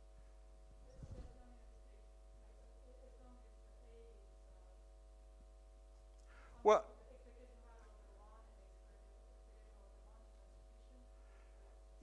yeah. So, well, I don't think we really know what the complete set is. I mean, one statement is just that if you have found an observable for which this ansatz holds for whatever reason, then you can understand that well, I haven't finished the story yet, and I guess I've now erased the picture, but that the picture of the time evolution is correctly predicted by this formula.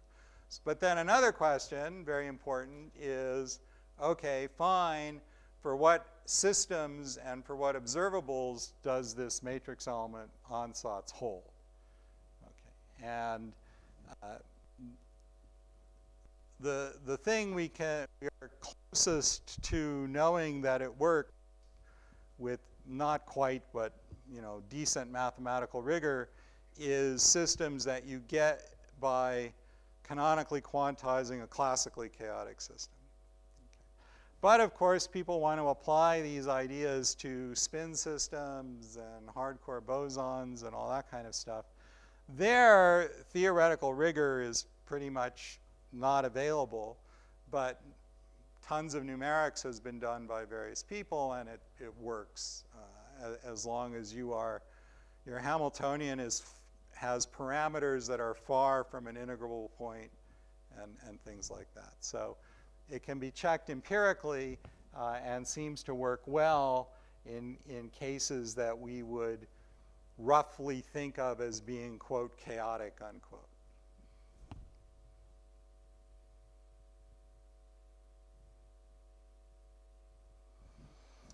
Okay, let's see. So I need to finish the story of the picture, which somehow got erased, and the formula, because so far,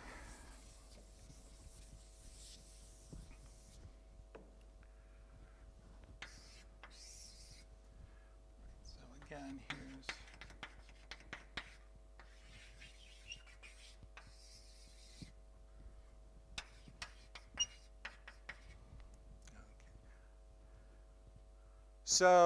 so far, I claim to have shown that given this ansatz as input, that we do expect the very long time average of this quantity to be this A of E function up to 1 over n corrections, and most importantly, independent of the details of the initial state.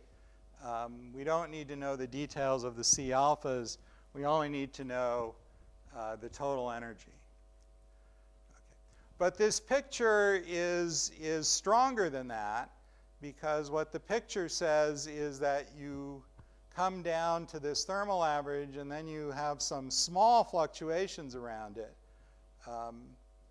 Whereas just saying that the long time averages match, would allow something like large sinusoids or something like that. So we want to do a bit more.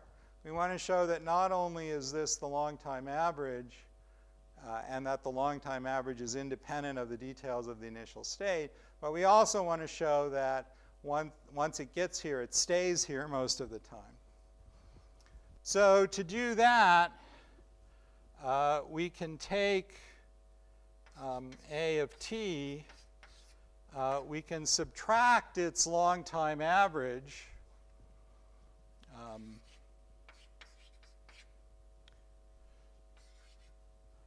we can square that, and now we can take the long time average of this.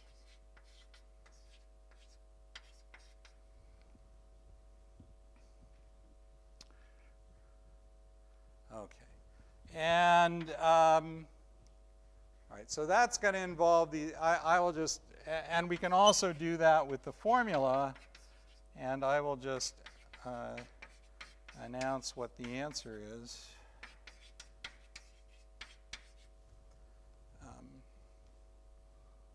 Okay, it's just the weighted sum of all the off-diagonal terms. But we know, according to the ansatz, that the off-diagonal terms squared are all of order e to the minus s, and the c's sum to 1, c squared sum to 1. So this is order e to the minus s, which is really, really small. In fact, there's a sense in which it's too small. Right? What this is telling us is that this quantum expectation value, it really doesn't fluctuate. It comes down here and then stays very, very close, exponentially close, at almost all times, which is way too small to be conventional quantum fluctuations. Right? Remember, for the hard sphere gas, we expect the energy of one particle to have a Boltzmann distribution, not to have a definite value that it sticks to. But that's because here we are looking at a quantum expectation value. And to see quantum fluctuations,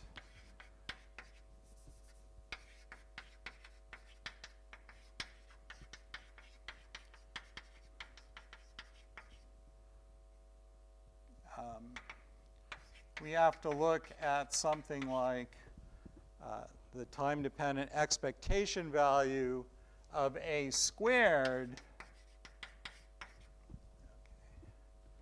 That is, we square the operator and then take its expectation value. And that will have the conventional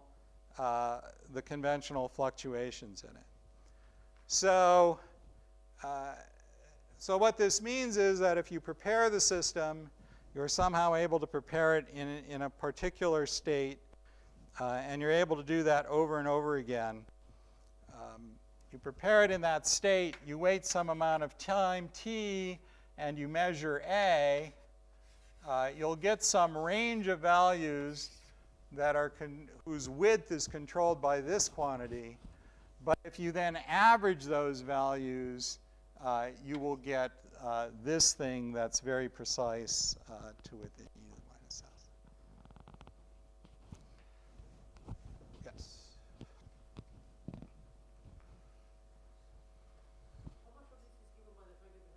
Energy eigenstates as opposed to other things, because for example, if I imagine some gas with some particles moving around, if I take some just in the semi-classical limit, I have some particles moving around, they are expected to have larger fluctuations. Now, if you look at energy eigenstates, because you are looking, I mean, if I just think about the semi-classical states to get an energy eigenstate, I need to superpose a whole bunch of molecule configurations which are going to be, very different, and the energy eigenstate is going to do the averaging for me. It's not the physical, the semi-classical states. So in the semi-classical states, for example, this number may not be the same. Is it? Yeah, right. So that the energy eigenstates have small fluctuations is the statement that this thing, the fluctuations are for there's an R alpha alpha here, and then there's an exponentially small correction to that. But this state, which is implicitly, in here, that we're actually, this is not an energy eigenstate, right? This is something, and we could start with some semi-classical thing, but it's just nevertheless true in quantum mechanics that quantum expectation values themselves, that's not, if you look at a quantum expectation value, you don't see quantum fluctuations from moment to moment in time. To see quantum fluctuations, you have to look at the square of the operator. You have to look at the distribution of values when you make a measurement, and not just at the time-dependent expectation value. That's just a statement about the way quantum mechanics works. We need the cube of knowledge here. This is so great. How do we distinguish between an operator and its operator squared? Because if I just declare that a squared is equal to O, then I should say that the expectation value of O is equal to the thermal average and fluctuations are suppressed. Yeah, I mean, you can actually check that this structure, that if I assume that A has this structure, that A squared also has that structure. Yeah.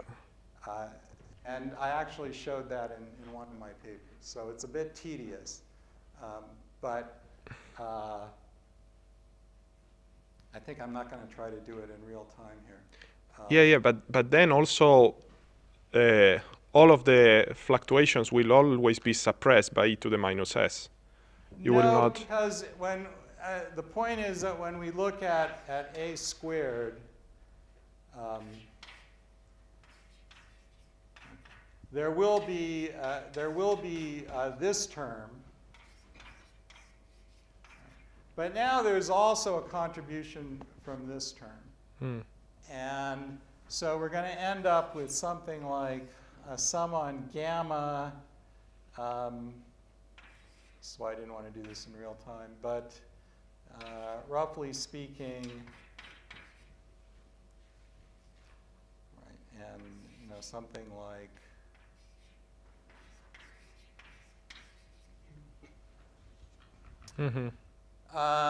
okay, and now this is going to fluctuate. but we can estimate some root mean square fluctuation. And when you do it correctly, which I'm probably not doing now, you find that this contribution gives an order 1 correction to this. And so it's not just that the square of A doesn't have just A of E squared on the diagonal. There's another contribution to the diagonal. But can we just define that that the ETH holds for A squared, and so because A squared is still a simple operator? Yes. And so then we will just have the function plus e to the minus s. Like, how do we define the difference between A and A squared? The claim is, which I'm not explaining very well here, yeah. And at the next lecture I will come back with the correct explanation. Okay. But the claim is that if A has this structure, so does A squared. But that, so if we define B is A squared, right, then B alpha beta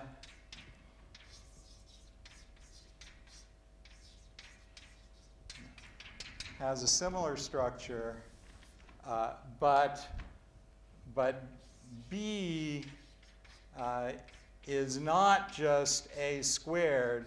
There's another term here that comes from squaring this. That's order 1, also the same as A. Okay. And so this means that, and so the difference between B and A squared represent the quantum fluctuations of A, if you like. Okay. Thank you. But I'm doing this badly here because I don't remember the details, but next time I will do that. Thank you.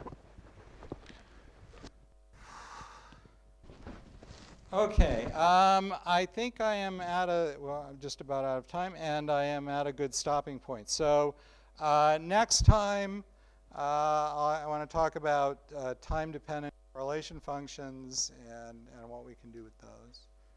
And meanwhile, I'm happy to answer any further questions.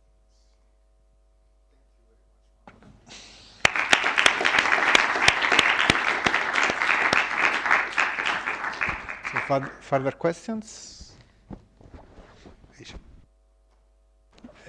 In the picture you were trying to, the picture which is still shown here, you still also seem to say something about the time scale for relaxation. So will you show that it follows also from the ansatz? Well, the time scale is going to be controlled by this f and its omega dependence. So basically, what I'll show next time is that if we take the following slightly funky thermal correlator. So here, this is now Heisenberg evolved A. And if I put just an e to the minus beta h in front, that would be some sort of thermal correlator. But it turns out to be convenient to split the e to the minus beta h in 2. And then this ends up being just the Fourier transform of this f function. Okay, so here, we can think of this as some sort of initial state that's set by A itself. But what this shows is that the time dependence of this correlator is controlled by the omega dependence of that. And so, so the ansatz itself is too general to tell us about a specific system or time scales in a specific system. So for that, we need to know what our system and our observables are. But if we know what this f function is, then we can pull off time dependence. But something like I don't know what to call this. This is a regulated thermal correlator, maybe. Its time dependence is just controlled by f. So the intrinsic time scales are encoded in the f function. Thank you.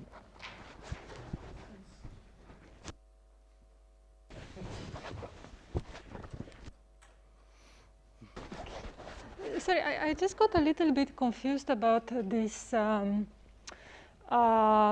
fluctuations in A of t, because I thought maybe they shouldn't be as small as e to the minus s, but they should somehow be small or comparable to the expectation value in the...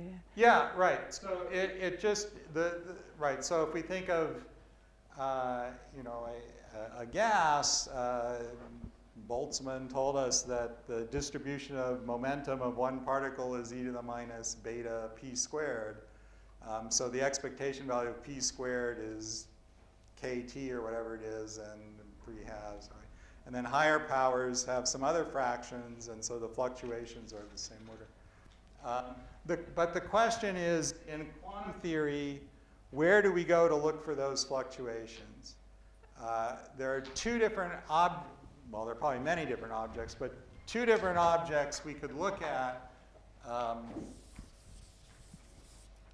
are we can look at the instantaneous expectation value and ask how this is fluctuating. I agree with the quantity that you computed. I'm just a bit puzzled because I thought that you did have some large parameter n in your system, so I would have thought that that parameter should somehow suppress quantum fluctuation. I'm just asking what's the intuition behind having gotten this order 1 answer for the quantity that you're computing? So let's see. Typically, we expect fluctuations to be order 1 because, right? So if I compute, you know, the expectation value of p squared, you know, I get some number of order t, temperature, and you know, p squared minus p squared. This is some number of order t squared, and it's a number of order 1 here. I see. Okay. Okay. So. But the way you have to see this quantum mechanically is you have to square the operator and then take its expectation value, not look at the fluctuation of the expectation value of time. Okay. Okay, thank you. Other questions on Zoom? Okay, no. Okay, so thank you very much. Thank you, everyone. So just before we finish, a couple of announcements. Next lecture is on Monday afternoon. And of course, Mark is around for almost 2 weeks, up to September 27, I think. Yeah, yes. I may end up leaving after the Monday lecture. Okay, okay. But next week? I'm here all next week. Okay, so he's around, so if you have questions. And if you want to join for lunch and you come from outside, just come to me and I will give you a ticket so that we can go to the canteen. Okay? So, and we can meet in 10 minutes just outside.